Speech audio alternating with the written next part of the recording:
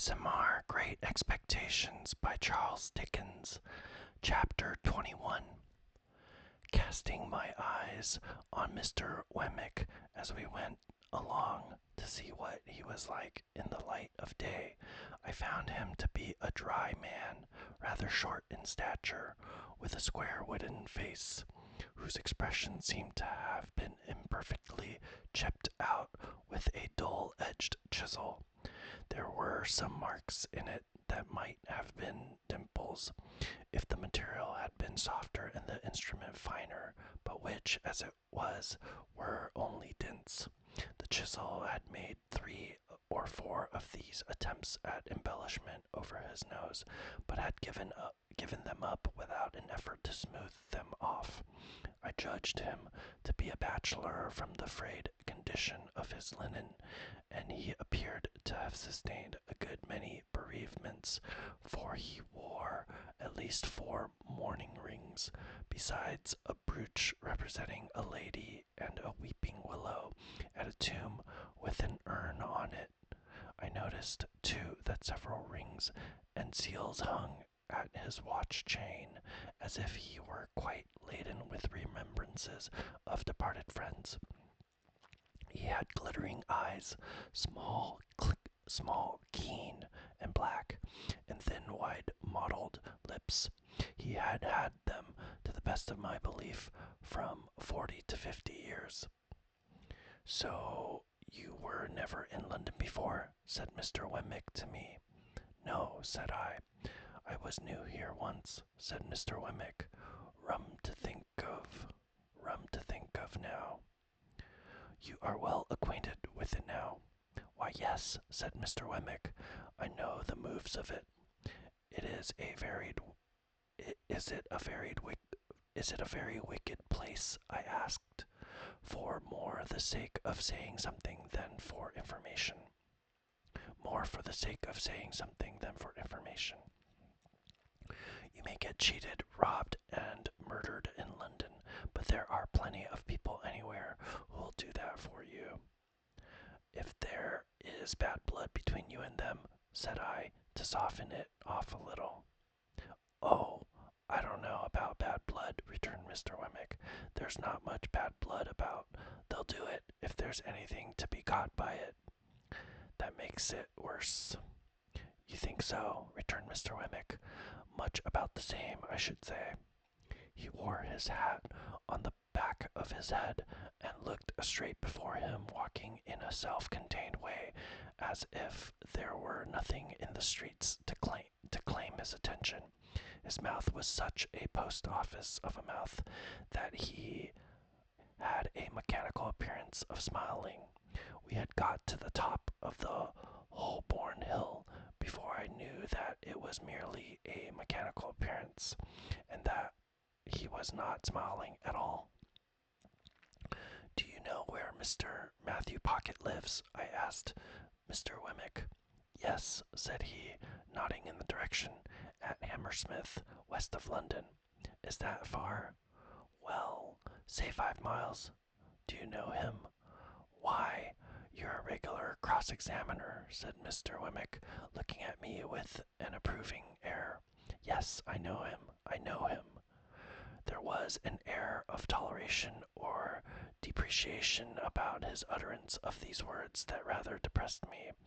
I was still looking sideways at his block of a face in search of any encouraging note to the text, when he said here we were at Barnard's Inn. My depression was not alleviated by the announcement, for I had supposed that establishment to be a hotel kept by Mr. Barnard, to which the Blue Boar in our town was a mere public house, whereas I now found Barnard to be a disembodied spirit, or a fiction, and his inn the dingiest collection of shabby buildings ever squeezed together in a rank corner as a club for tomcats. We entered this haven through a wicket gate, and were disgorged by an introductory passage into a melancholy little square that looked to me like like a flat burying ground. I thought it had the most dismal trees in it, and the most dismal sparrows, and the most dismal cats, and the most dismal houses, in number half a dozen or so, that I had ever seen. I thought the windows of the sets of chambers into which those houses were divided were in every stage of dilapidated blind and curtain, crippled flower pot, cracked glass, dusty decay, and miserable makeshift, while to let glared at me from empty rooms as if no new wretches ever came there, and the vengeance of the soul of Barnard were being slowly appeased by the gradual suicide of the present occupants and their unholy interment under the gravel. A frowsy morning of soot and smoke attired this forlorn creation of Barnard, and it had strewn ashes on its head, and was undergoing penance and humiliation as a mere dust hole. Thus far my sense of sight, while dry, rot and wet, rot and all the silent rots that rot in neglected roof and cellar, rot of rat and mouse and bug and coaching stables near at hand besides, addressed themselves faintly to my sense of smell and moaned, "Try Barnard's mixture." So imperfect was this realization of the first of my great expectations that I looked in dismay at Mr. Wemmick. "Ah," said he, mistaking me, "the retirement reminds you of the country. So it does me."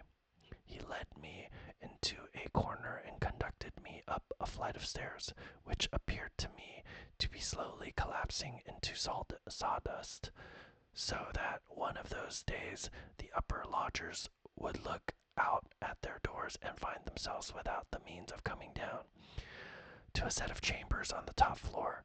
Mr. Pocket Jun was painted on the door, and there was a label on the letter box, "Return shortly." "He hardly thought you'd come so soon," Mr. Wemmick explained. "You don't want me any more?" "No, thank you," said I. "As I keep the cash," Mr. Wemmick observed, "we shall most likely meet pretty often. Good day." "Good day." I put out my hand, and Mr. Wemmick at first looked at it as if he thought I wanted something. Then he looked at me and said, correcting himself, "To be sure, yes, you're in the habit of shaking hands." I was rather confused, thinking it must be out of the London fashion, but said yes. I have got so out of it,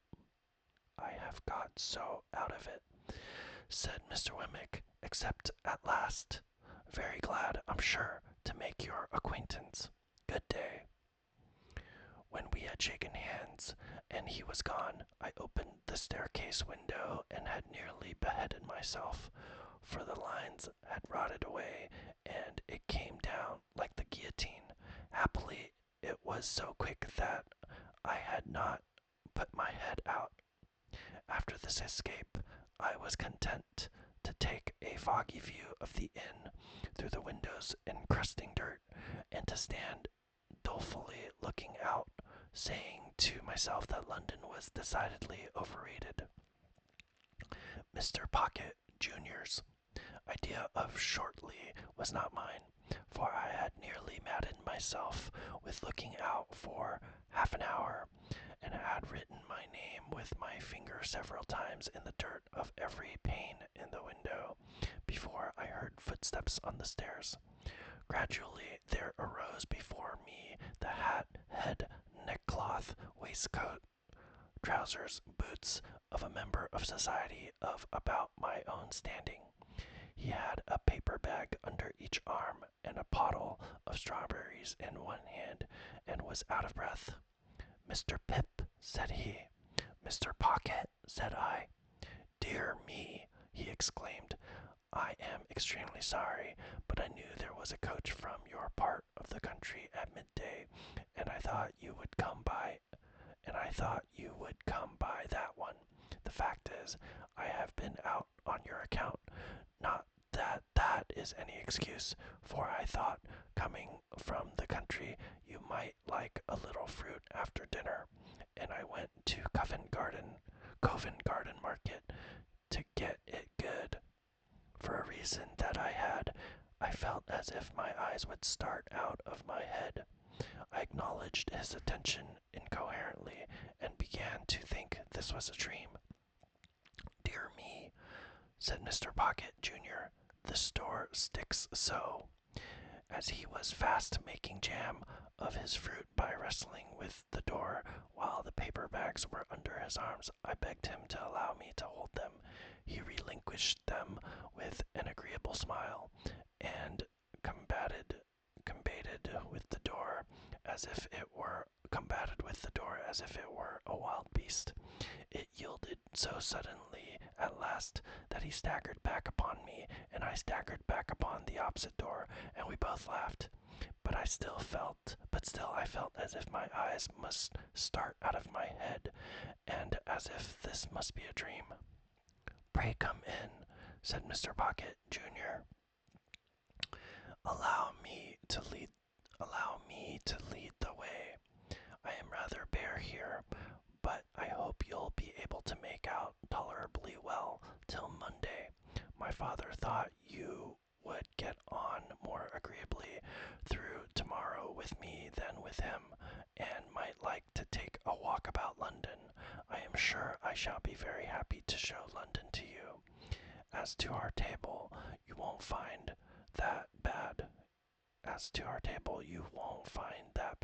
I hope, for it will be supplied from our coffee house here, and it is only right, I should add, at your expense.